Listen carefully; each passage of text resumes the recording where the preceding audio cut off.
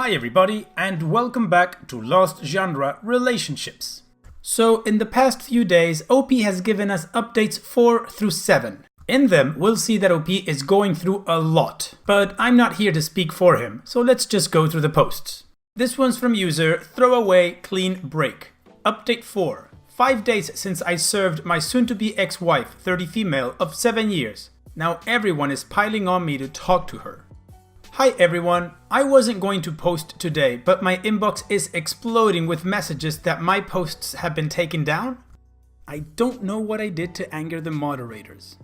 If I did, I apologize. I am not really in the best of states, so if I transgressed against some forum's rules, I apologize. I was not really paying attention to anything other than trying to get help from all you wonderful Redditors. I haven't had any sleep in a few days now. At least I think it's a few days. I'm not sure, it's a bit fuzzy at the moment. I have spent most of the time since my last post with my dad, and I have visited Frank's wife in the hospital. She will stay for a while. She is struggling badly to get to terms with her situation. I try to be supportive, but to be honest, I am probably not much use to anyone at the moment. I was planning to move back to my house today, but I will push that out a bit until I get my feet back under me. I don't know what's going on with my wife. I will visit her on Tuesday. If anyone knows why they cut my posts, can you please let me know so I can be more careful in the future? So that was the first of the 3 updates that we have. It was a very short one, so let's continue now with the next one. I wasn't planning to post until tomorrow after I met my wife, but I am struggling, so I was hoping I could ask for some more advice from you wonderful Redditors. I hardly sleep and I am not thinking clear, so any advice is much appreciated. Anyway, first, some information on the current status. There has been some developments over the weekend. I wanted to show this post and get Frank's wife's permission before I posted this publicly. It appears Frank has done a runner. He has cleared out their joint accounts and is nowhere to be found. We have been in touch with the bank to try to reverse the payments, but they can't do that. They have already passed the funds to the new bank. Since they are married, there is nothing they can do. He is presumably the only one with control over the receiving account, and the new bank isn't sharing any information at all. I guess they are legally bound not to. They were helpful with how you can get a legal injunctive, I think that is what it's called, but that will take time. We only found out on Sunday evening when he was supposed to pick up the kids from his ex-wife. According to one of his friends, someone showed him the Reddit posts and he vanished sometime between Saturday and Sunday. I hated him before, but dang, that is just so cowardly I can't even find the words to describe it. Robbing your own family? What the F is wrong with this guy? Frank's wife is filing today. She is using my lawyer since he already has everything from me. It saves some time and money. He can basically just copy my case for her. I feel sorry for her. She loves Frank's kids and she will probably lose contact with them since her and Frank's ex-wife aren't really on good terms. I have been going through overwhelming waves of emotions. It has been going from unbearable sorrow to absolute blinding rage over the weekend. I broke my pinky punching a door, so I haven't been in control of myself. I feel I got it more under control now. My dad has been a lot of help. He has stayed with me 24/7. I have visited Frank's wife and talked to her on the phone a lot. We are each other's emotional crutches and counselors at the moment. She is absolutely devastated. Her kids are with her parents and she will probably be discharged from the hospital this week. Me and my dad have offered to help out financially if she needs it. Her employer has also been very supportive and she would thankfully be able to support herself and the kids under normal circumstances, but their financial safety net is gone. I still haven't talked to my wife and I'm struggling with what to say. I don't even know how to begin. I know meeting her will be emotionally overwhelming, so I don't want to end up in a shouting match or something unproductive. My goal is to be focused on the future as much as possible. I will try to see her in the role as the mother of my children and not really get into the why and what of what she did. I will try to avoid, to the best of my ability, not to see her as my wife that betrayed me and the family. We will divorce, so we need to focus on how we move on from here. Emotions are still too raw, so we won't get anywhere discussing it at this point. We need to figure out custody and how she plans to get back on her feet to function as a mother to our children. Children need their mother. I have tried to sort out the 5 most important questions or points of agreement we need to agree upon to be able to provide the best possible care. We need to ensure we give our children what they need from us. I want to try to focus on this, but every time I sit down, I either just type out gibberish or I stare at the page and nothing makes enough sense to even write down. Please help me with this. I need some clear perspective to cut through the mush in my confused, sleep-deprived head. This is where I stand at the moment. I don't want to punish her. I want out. I want my kids to suffer as least as possible. I want my wife to get on with life and move on, like I hope to do. The divorce is already in process, so we don't need to spend any time on that unless she wants to contest it. I don't know what she wants to do yet. As things stand, everything in our lives is one massive, painful cluster F. We need to sort it out enough to function for our kids. This is priority number 1. We need to do this right now. We also need to partially reconcile, at least on the roles as father and mother. I don't think we can reconcile on everything, but we need enough to be able to function as parents. This is priority number 2. We can probably suck it up for priority number 1, but unless we deal with priority number 2, things will fall apart and fail over time. I don't want our lives to become more and more resentful and hateful towards each other. I hope you can help me. I am not looking forward to tomorrow. I hope I can keep focused enough to be able to at least start a process between us to move in this direction.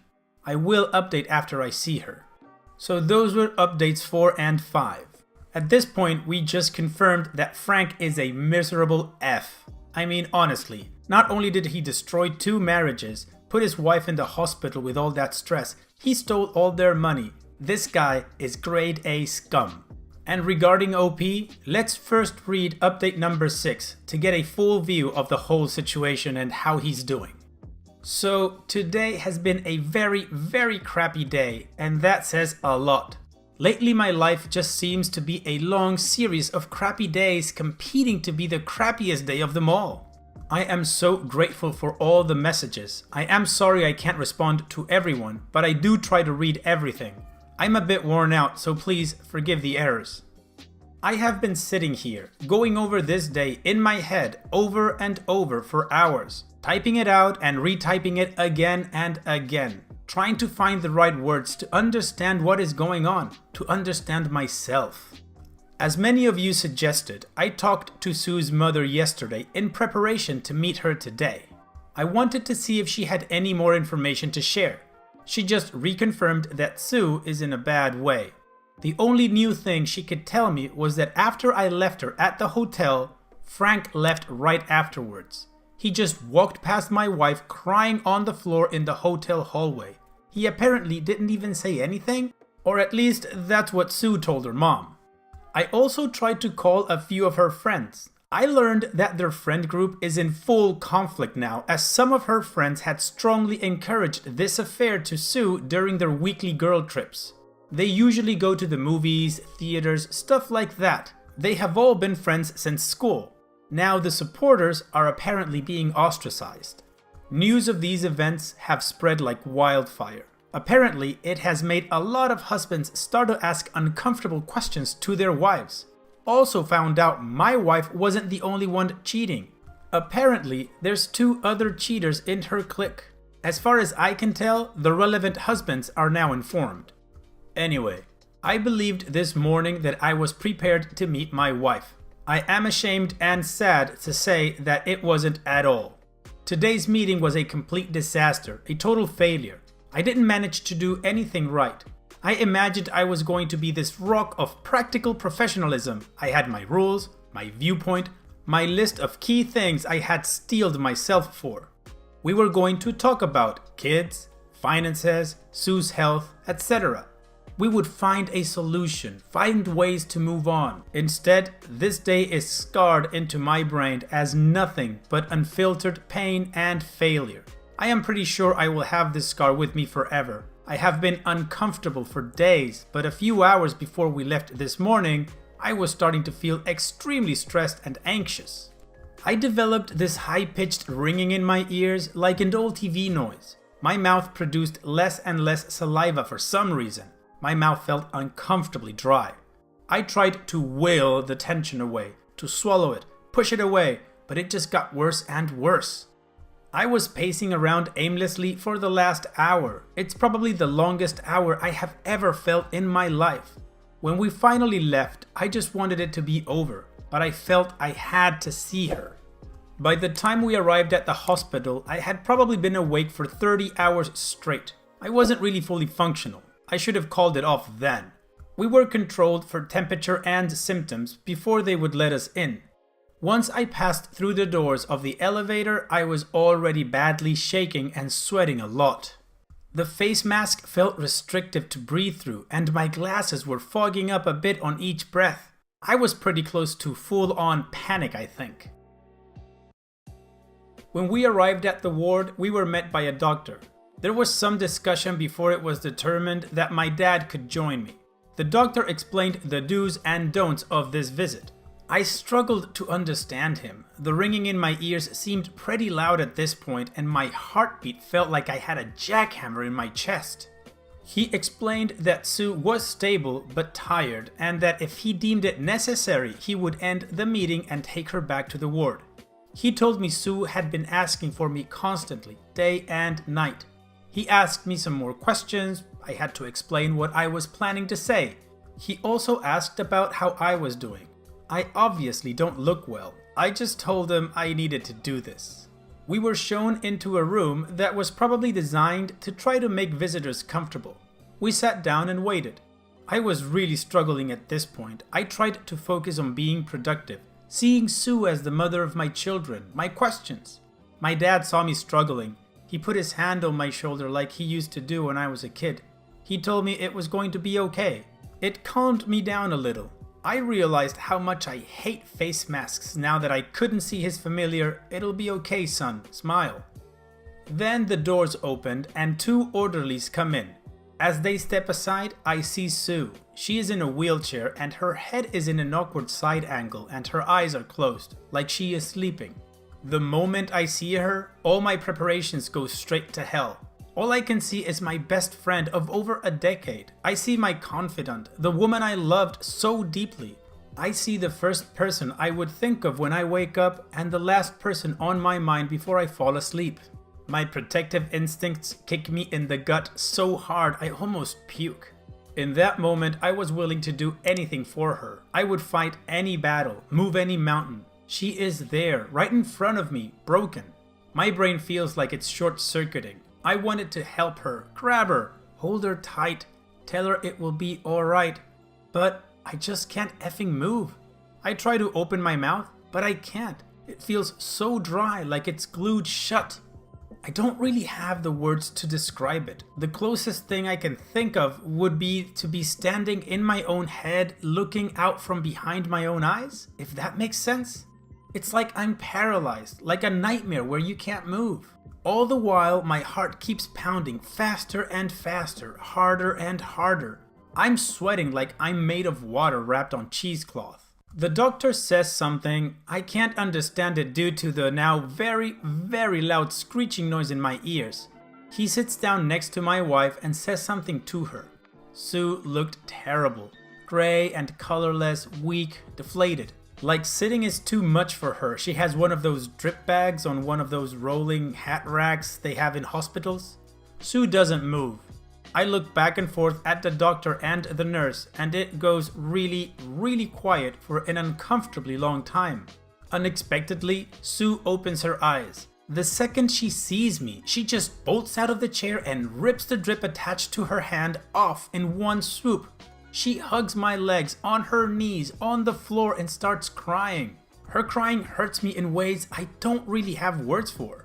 She begs, forgive me," like a chant over and over. She sounds very, very loud to me for some reason, like her voice is part of the noise in my ears. Her body felt warm, soft, gentle against my legs. My thigh is getting wet from her tears. Her touch feels familiar, like something I desperately need. Still, I'm frozen. I want so badly to grab her and just hold her, but I just can't do it. I just don't know how to move. I try, but my body just isn't working. I still can't say anything either. I am on the verge of crying. I am trying to swallow the pressing tears down with my dry mouth. I would probably look totally insane if it wasn't for the face mask. I want to be able to move, but no, I can't. I can't get my effing dry mouth to open. I don't remember anything I'm prepared for. I don't know what to say. Sue's chant changes at some point to, "I love you, forgive me." It sort of snaps me out of it for a moment, but instead of my well-prepared questions, all I managed to say is, "Why do you hate me? Why do you hate our family? What gave you the right to destroy us?" I'm pretty sure this is what the doctor forbade me to say earlier. Sue looks at me with such sorrow. I look at my dad. My dad is crying? I feel very confused and I'm really getting dizzy. I stare at my wife and bang! I get this sudden biting pain in my left eye as I pop a vein. I also get this horrific nosebleed. I have never had anything like it before. Like it's water coming out of a faucet. My mask is full of it in an instant and it's pouring down my chest. Sue passes out. She could never handle the sight of blood. There is some frantic activity happening around us. Still, I just sit there. The two orderlies have her into her chair and out of the room in what seems to be almost instantly. The nurse puts one of those pump blood pressure things on my arm and I'm almost passing out. There is blood everywhere. The doctor yells something to someone and soon afterwards I get a needle injecting something into my arm. I just black out. I later learn that my blood pressure was 197 over 120. So, not good. So here I am. I woke up in a different ward a few hours ago with a massive headache. I have a terrible looking bloodshot left eye and a very sore nose. I feel like absolute crap. My dad picked up some clothes and other essentials along with my laptop while I was out. Then he left for home to give me some space. He needed some rest for himself as well. I have never seen him so shaken up. Actually, come to think of it, I have never seen him cry before. The doctors want to keep me here until tomorrow for observation. I am okay with that. I am very tired. It's kind of nice not having any responsibilities other than lying here. So it's been a crappy day so far. I realize this will be a lot harder to get through than what I initially imagined. I am still shaking, I just can't stop. I feel like such an effing failure. I didn't achieve anything. Actually, I went backwards. I couldn't have made a worse mess of it even if I tried. I accept now that I don't know how to actually cope and do this. I just hope I can figure it out soon. Cutting emotional ties to my wife will clearly be much harder than I imagined. I did not expect it to be like this.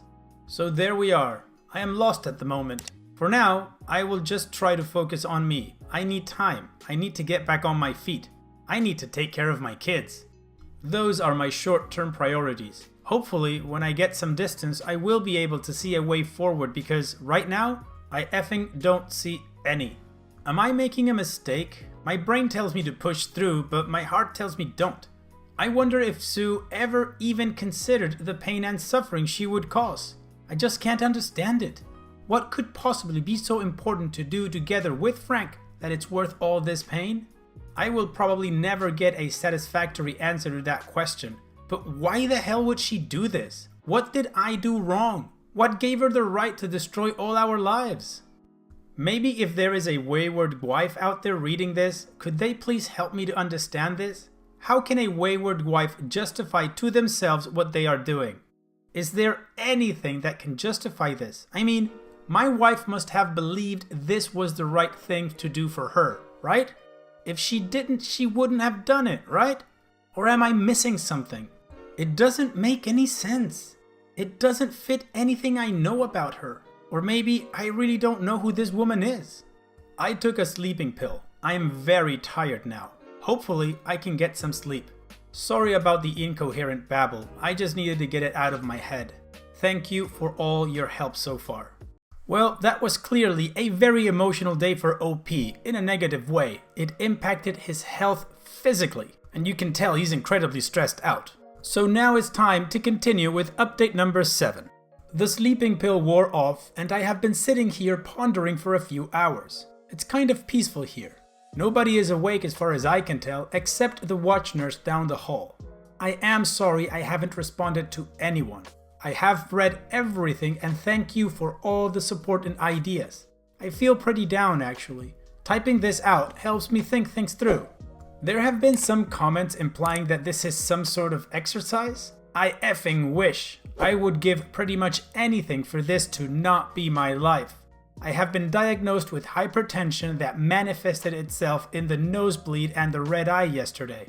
I got some pills I will have to take daily for the foreseeable future. I decided almost as soon as I woke up to get some form of communication going with my wife. I am clearly not ready to meet her, but I felt I had to see her yesterday. I have been planning what to do, but one thing prevented me from making decisions I needed to make. I needed to know how I feel about her. I feel an enormous amount of shame over how much I still love her. I want to hate her so badly for what she did. Maybe I'm being an idiot? I am less and less sure of anything. But the hatred just isn't there. I want it there, but it's not. I don't understand why it's not there. It should be. She betrayed me. She hurt me more than anyone has ever done. Still I love her? Why? I realized that not having any form of contact with her is unproductive and a little ridiculous, so I unblocked her. So many messages and calls. I can't possibly go through all of them. There must be thousands. I sent her a message asking if we could try to talk via SMS and WhatsApp. Surprisingly, she responded right away. I didn't expect a response until the morning at least. I told her we need to function for our children and that we need to focus on that for now. She didn't agree. She wants us to talk about everything. I have asked her to not give me walls of text, that we should try to bring up one issue and talk it through before moving to the next one. In response, she sent me a very long list of topics, 136 actually. The majority of them being things we could do or read to try to find pathways to reconcile. I asked her to put all reconciliation items on the back burner for now. I realize this is just too raw for the both of us. I can't speak for her, but I am not ready to process this yet. At least not in any productive fashion. She tells me she hasn't really been sleeping. She also tells me that this is all her fault, that she has no valid excuse or valid reason for what she did. She swears that this is the only time she has ever done anything like this. I don't really think I believe that. Or maybe I don't want to believe it. Am I trying to cling to my anger? To hatred? I don't know anything anymore. She claims the affair was like being drugged and that she wasn't able to stop herself. I don't know, is this even true? Is this even possible? She told me she has been let go from work and she claims she hasn't heard anything from Frank since the hotel. She also claims she has told family and friends what she has done, so everybody apparently knows? Hardly anyone has reached out to me. I feel very hurt about that for some reason. I made her swear that she will not try to end things permanently again. She promised if I just talked to her. That angered me so much. It felt like blackmail. Talk to me or else. But maybe she is just being honest? Am I reading everything from the worst possible angle? I guess I don't understand myself. Maybe I never did. But at least we're communicating a bit. Today, I'd take that as a win.